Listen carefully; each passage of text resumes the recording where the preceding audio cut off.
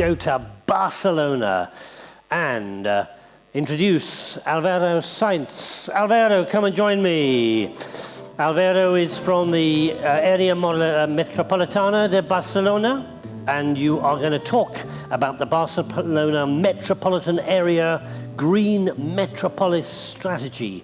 You're going to have to shorten that at some point, but for now, your 5 minutes starts here. Let's go. First of all, saying what is AMB. Perdón, iba a hacerlo en castellano. Lo primero es decir qué es lo que... I think I'll speak in Spanish. At AMB, we're a public metropolitan administration that includes 36 municipalities around the surrounding areas of Barcelona. We have competencies in environment, economic development and transport, and we're specifically going to explain our programme of actions in urban landscapes and natural landscapes. So most concentrations are around the main 2 rivers of Barcelona, Llobregat and Besòs.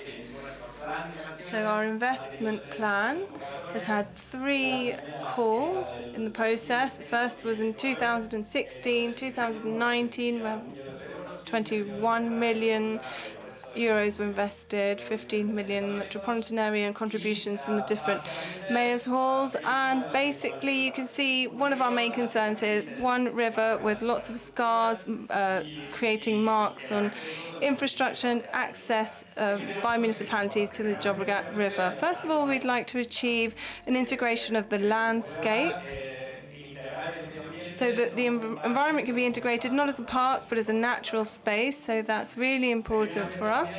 And followed by the accessibility that I was telling you about. So how to get from an urban nucleus to the river, to this natural space, and how to interconnect the 2 parts of the river. So right now you can see examples of the Llobregat, but we also have an example in Besòs, in Vegas, in Ripoll, and in the whole metropolitan area. These examples of the Llobregat have the most potential for natural space. Another activity that we managed to boost through this activity and leverage was the health-related activity, which is also a leisure activity and sports activity, as you can see here, because by separating this, we can keep some areas for nature and keep other areas accessible for people. One of the important points that we talked about here is environmental education. So performing activities with schools, with municipalities and with children, and to be able to bring people close to the river so they can follow up on the different birds and fauna, and to be able to measure the repercussions of the actions that we perform over time. So what do? Oftentimes we do things that we feel deeply like this, applying nature-based solutions to what was already there, pre-existing, with rivera vegetation, creating kind of basins and different spaces, topographical spaces. I'll show you different examples.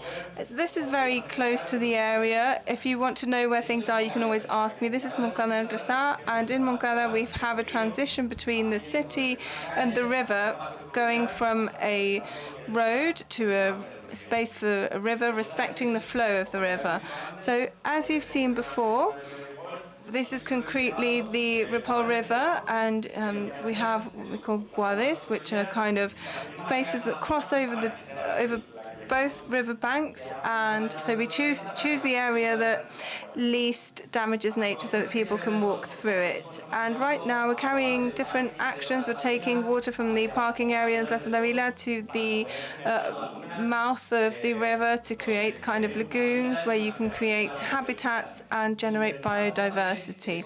We also try to make sure that this whole park, which is a very urban park, can be reproduced to generate areas for fauna.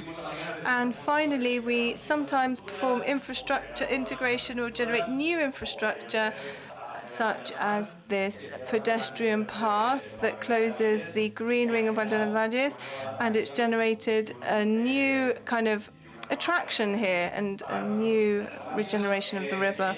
So just to be brief. This is a very important project for us. It has 3 phases, Santa Comuna de Ramanet, and it's been funded by exoneration, and we are creating an area that is exclusively a refuge for biodiversity, where we limit the access of pedestrians. One of the actions that we performed there that we will start with construction works this year is generating an island on the Besós River, and that's the only way we can completely impede pedestrian access.